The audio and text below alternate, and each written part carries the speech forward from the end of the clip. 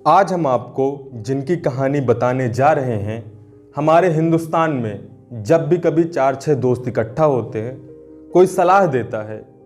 अगर हमें पसंद नहीं आती तो हम कहते हैं तुम ज़्यादा आइंस्टीन न बनो, तुम्हारे पास इतना दिमाग नहीं है। यह कहानी है एक मंदबुद्धि बालक के दुनिया के सबसे बुद्धिमान इंसान बनने की। यह कहानी है असफलता और सफलता की।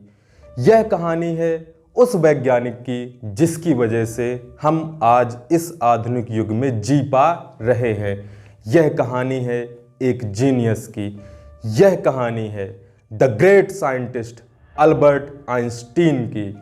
इस कहानी को हमने 2 पार्ट में बांटा है। चैप्टर 1 है उनको जानने का, समझने का, उनके जीवन के मज़ेदार किस्सों और कहानियों का। चैप्टर 2 है उनके प्रेरणादायी विचार जो आज भी आम इंसान की जिंदगी बदल सकते हैं। तो आइए शुरू करते हैं। अल्बर्ट आइंस्टीन का जन्म 14 मार्च 1879 ईस्वी को जर्मनी के वुटेनबर्ग शहर में एक यहूदी परिवार में हुआ था। जब ये पैदा हुए, इनका दिमाग औरों की अपेक्षा बड़ा था।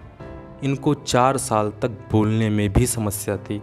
एक बार ये अपने परिवार वालों के साथ सूप पी रहे थे, तब इन्होंने पहली बार बोला। इनके पहले शब्द थे, सूप बहुत गर्म है। घर वाले खुश हुए। इनका एडमिशन स्कूल में कराया गया। स्कूल में ये बहुत ही मंदबुद्धि छात्र थे। यह रोज़ मार खाते थे। इन्हें शब्द पढ़ने में भी समस्या थी। इन्होंने अपने टीचर से पूछा कि भगवान ने मुझे ऐसा क्यों बनाया है। टीचर का जवाब ही इनके जीवन का टर्निंग पॉइंट था। टीचर ने जवाब दिया, भगवान सिर्फ शरीर बनाता है, उसमें बुद्धि नहीं देता। अगर भगवान बुद्धि देता तो हर इंसान बुद्ध होता। तुम्हें उसके लिए मेहनत करनी पड़ेगी।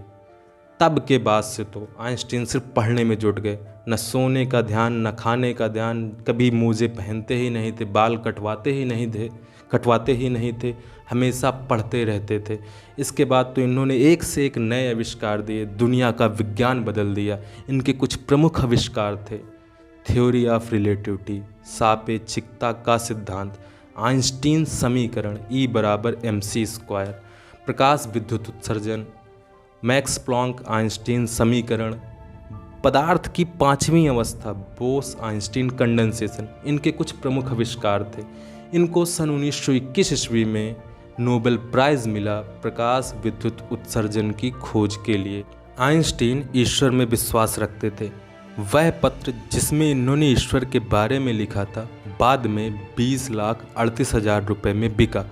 आपको जानकर हैरानी होगी कि इतने बड़े साइंटिस्ट की याददाश्त बहुत कमज़ोर थी। आइए नज़र डालते हैं कुछ कहानियों पर। एक बार किसी ने उनसे उनका फ़ोन नंबर पूछ लिया।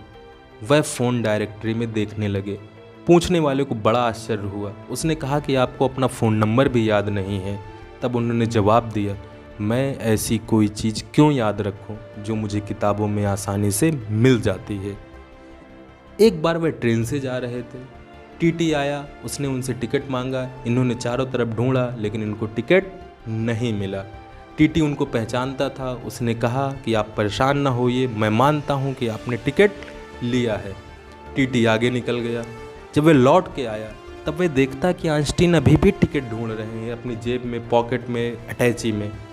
टीटी ने कहा, परेशान ना होइए, मैं मान गया कि आपने टिकट लिया है।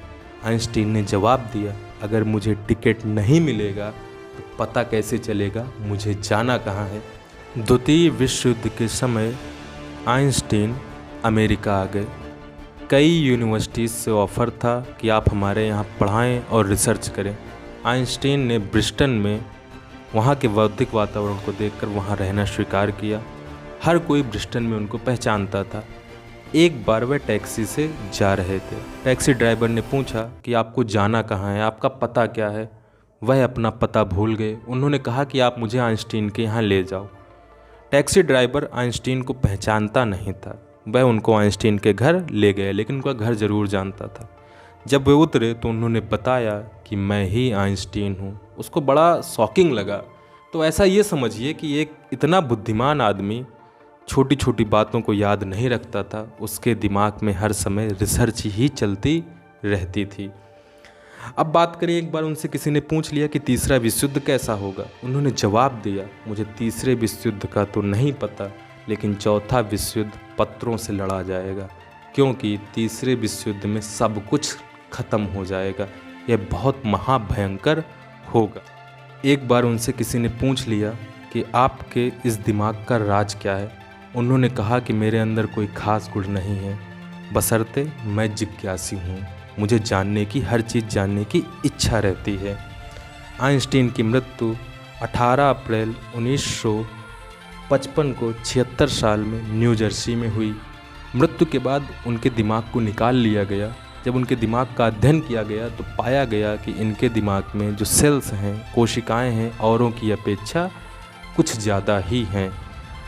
बाद में 1999 ईस्वी में इनको time person of the year का अवार्ड भी मिला। इनकी मृत्यु के पश्चात इस सदी का सबसे बुद्धिमान इंसान तथा इनके नाम को जीनियस का पर्यायवाची बना दिया गया। अब हम जानते हैं इनके कुछ प्रेरणादायी विचारों को।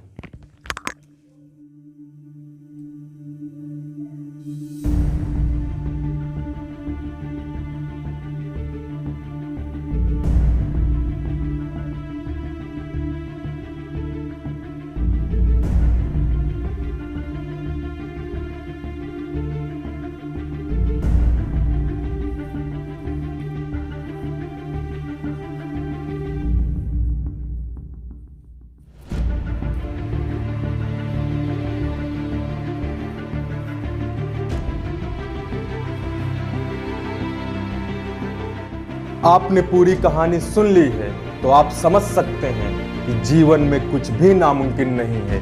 अगर आप अपने जीवन में बदलाव लाना चाहते हैं तो 100% आप ला कर रहेंगे, समाज में भी बदलाव ला कर रहेंगे।